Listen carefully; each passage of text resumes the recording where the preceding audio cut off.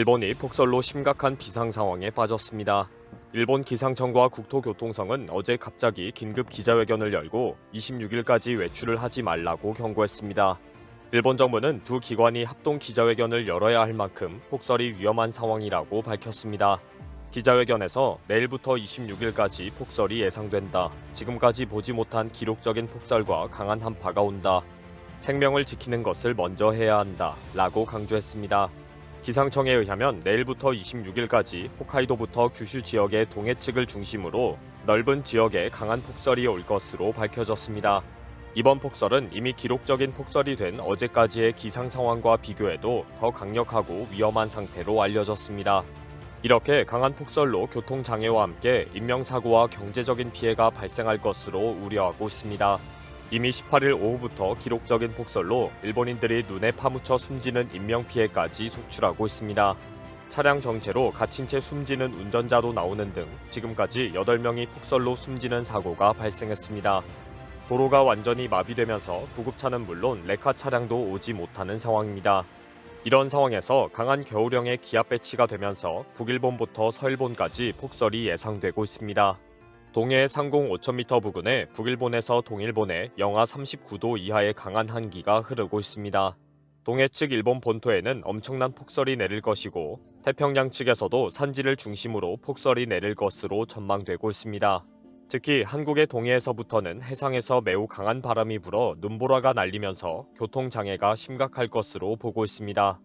결국 기상청은 절대 나오지 말아라, 생명을 지켜야 한다 라고 경고할 수밖에 없는 상황이 된 것입니다.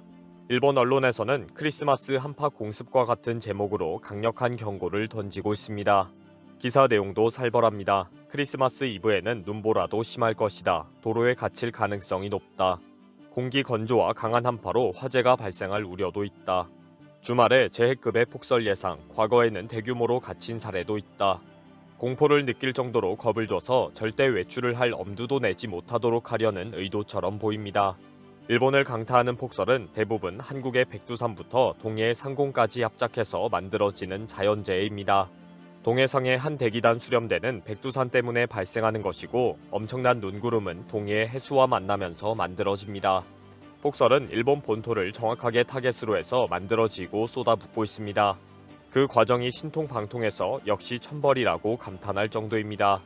오늘도 한 대기단 수렴대에 따른 활발한 눈구름이 천천히 북상하면서 폭설을 뿌리고 있습니다. 기상청은 북일본의 동해측에 눈의 바람까지 강해지기 때문에 눈보라에 의한 시야 불량의 우려가 있다. 절대 안전운전을 해야 한다. 라고 당부했습니다. 일본인들의 가장 큰 궁금증이 왜 한반도를 쏙 빼고 일본에만 이런 폭설이 쏟아지는가입니다. 특히 실제 기상 영상을 보면 눈이 한반도의 동쪽에서 계속 나오는 모습처럼 보입니다. 언론은 이번 폭설의 원인을 분석하면서 JPCG, 해수온도, 상공한기, 대륙 고기압과 바람 등을 상세히 설명합니다. 이제는 많은 일본인들이 한반도 옆에 있는 JPCG에 대해서 대부분 알고 있을 정도입니다. 한국 동해의 한대기단 수렴대를 조심하자. 대륙에서 한기가 한반도 뿌리의 산을 우회하고 한국 동해에서 부딪히는 라인 모양의 곳이 JPCG이다. 구름이 발달하면 적설량도 단번에 늘어난다. 이제는 일반적인 기상 용어가 되어버린 JPCG가 이번 폭설의 원인이 된 눈구름이다. 이제는 풍향에 따라 눈구름이 걸리는 지역도 바뀌고 있다. 이번 폭설의 원인을 분석한 기상 정보를 많이 들으면서 이제는 일본인들이 기상 전문가가 다 되었습니다. 이번 폭설의 가장 큰 원인은 일본에서는 JPCG라고 불리는 한대기단 수렴대입니다. JPCG는 북한과 중국의 국경 부근에 있는 태백산맥 때문에 발생하는 것입니다. 해발 2744m의 백두산을 최고봉으로 하는 태백산맥은 대부분 2500m 이상의 산들로 구성된 산맥입니다. 이 높은 산맥 때문에 북쪽 대륙에서 불어오는 차가운 계절풍 한기가 분리되어서 태백산맥을 통과 후에 다시 합쳐집니다. 이렇게 다시 합류한 곳에서는 상승 기류가 생깁니다. 이 상승 기류로 눈구름은 더욱더 발달하게 됩니다. 아래쪽에는 계속 합류하는 차가운 공기와 상승 기류로 발생한 눈구름이 띠 모양으로 길게 형성하는 수렴대를 형성합니다. 이 수렴대는 동해로부터 수증기를 보급을 받아 띠 모양의 눈구름이 되어서 일본 열도로 흘러갑니다. 이때 상공에 있는 한기가 강하면 작은 소용돌이가 생겨 상당한 폭설을 가지고 옵니다. 보통 이 규모는 20km에서 200km 정도의 작은 소용돌이로 나타납니다. 그런데 이번 폭설은 수백 킬로미터에 달하는 엄청난 소용돌이 눈구름으로 발달했습니다. 그 이유는 해수 온도에 있습니다. 중요한 것은 한국 동해의 해수 온도입니다. 수온이 높으면 바다에서 증발하는 수분이 늘어나 강설량이 늘어나기 때문입니다.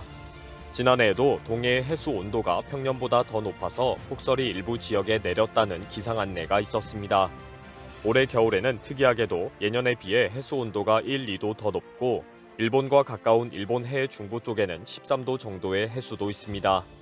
이렇게 해수 온도가 높은 상황에서 상공의 한기가 강하면 동해는 상대적으로 목욕탕처럼 따뜻해지고 증발이 활발해집니다. 며칠 전부터 동해의 5,500m 상공에는 영하 40도 내외의 한기로 누르고 있습니다. 이 한기가 엄청나게 증발하는 해수를 부지런히 눈으로 만들고 있습니다. 결국 상상을 초월하는 대형 눈공장의 복잡한 기계 시스템이 형성된 것입니다. 최근 관측된 바에 의하면 동해로부터의 증발량은 하루에 10mm, 약 1cm가 됩니다. 동해와 일본의 전체의 면적은 약 100만 평방킬로미터이기 때문에 거기에서 약 1cm의 분이 되면 그 수증기는 엄청난 양이 됩니다.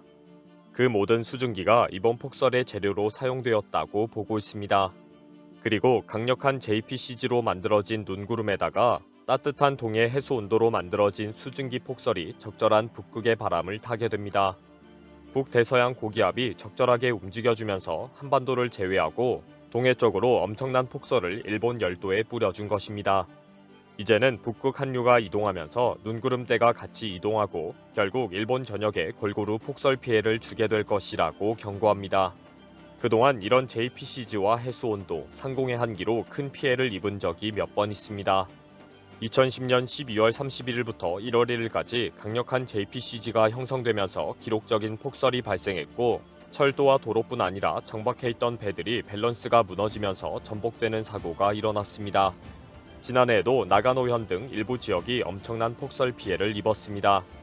그러나 올해는 더 강력한 한류 기단 수렴대의 눈구름과 해수 온도의 상승, 그리고 상공의 한기, 바람까지 완벽한 조합을 이루면서 일찍부터 큰 피해를 주고 있습니다. 현재 일본에서는 18일부터 상상을 초월하는 폭설이 내리면서 많은 충격을 주고 있습니다. 올해 겨울에는 일본 본토에 엄청난 폭설이 예고되고 있습니다. 특히 도쿄 등 수도권은 10cm만 내려도 교통마비와 경제적인 피해까지 발생합니다. 지금과 같은 상황이라면 도쿄도에도 상당한 폭설이 내릴 전망입니다. 일본이 가장 우려하는 것처럼 폭설이 내린 상황에서 거대 지진이 발생하는 경우가 일어나면 끔찍한 상황이 발생합니다. 여름에는 10만 명이, 겨울에는 100만 명의 사상자가 되기 때문입니다. 이번 영상은 여기서 마치겠습니다. 시청해주셔서 감사합니다.